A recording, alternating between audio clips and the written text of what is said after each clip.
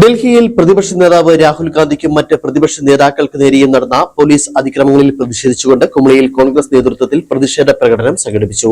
DCC general secretary M Varghese പ്രതിഷേധ യോഗം ഉദ്ഘാടനം ചെയ്തു. ഡൽഹിയിൽ സിജെപി സമരത്തിന് ഐക്യദാർഢ്യം പ്രകടിപ്പിക്കാനെത്തിയ ലോക്സഭാ പ്രതിപക്ഷ നേതാവ് രാഹുൽ ഗാന്ധിക്കും വയനാട് എംപി പ്രിയങ്ക ഗാന്ധിക്കും മറ്റ് പ്രതിപക്ഷ നേതാക്കൾക്കുമെതിരെ ഡൽഹി പോലീസിന്റെ അതിക്രമങ്ങളിൽ പ്രതിഷേധിച്ചുകൊണ്ടായിരുന്നു പ്രതിഷേധ പ്രകടനവും പൊതുയോഗവും കുമളിയിൽ സംഘടിപ്പിച്ചത്. KPCCയുടെ ആഹ്വാനപ്രകാരം സംസ്ഥാനത്തുടനീളം നടക്കുന്ന പ്രതിഷേധങ്ങളുടെ ഭാഗമായിട്ടാണ് കുമളിയിലും പ്രതിഷേധങ്ങൾ സംഘടിപ്പിച്ചത്. കുമളി പാർട്ടി ഓഫീസ് പടിക്കൽ ആരംഭിച്ച പ്രകടനം ടൗൺ ചുറ്റി ബസ് സ്റ്റാൻഡ് പരിസരത്ത് സമാപിച്ചു. തുടർന്ന് നടന്ന പ്രതിഷേധ യോഗം DCC general secretary M Varghese ഉദ്ഘാടനം ചെയ്തു.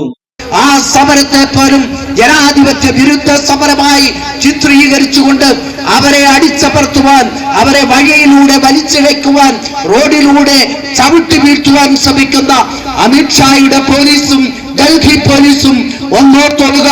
ഈ രാജ്യം അടുത്ത നാളുകളിൽ കോൺഗ്രസിന്റെയും ജനാധിപത്യ പ്രസ്ഥാനങ്ങളുടെയും ഭരണസിരാ കേന്ദ്രമായി മാറുവാൻ പോകുകയാണ് എന്നുള്ള യാഥാർത്ഥ്യം തിരിച്ചറിയുവാൻ ഇനിയെങ്കിലും BJPയുടെ നേതാക്കൾ തയ്യാറാകുന്നില്ലെങ്കിൽ നിങ്ങളുടെ മുമ്പിലേക്ക് വലിയൊരു ദുരന്തം വരാൻ പോകുന്നു.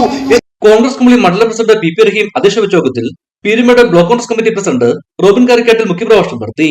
നേതാക്കളായ ബിജു ദാനിയേൽ, ആൻസി ജെയിംസ്, മണിമേഖല, ബിന്ദു സന്തോഷ് പണിക്കർ, സന്തോഷ് ഉമ്മൻ എന്നിവർ യോഗത്തിൽ സംസാരിച്ചു. ഇടുക്കി വിഷൻ, കുമളി.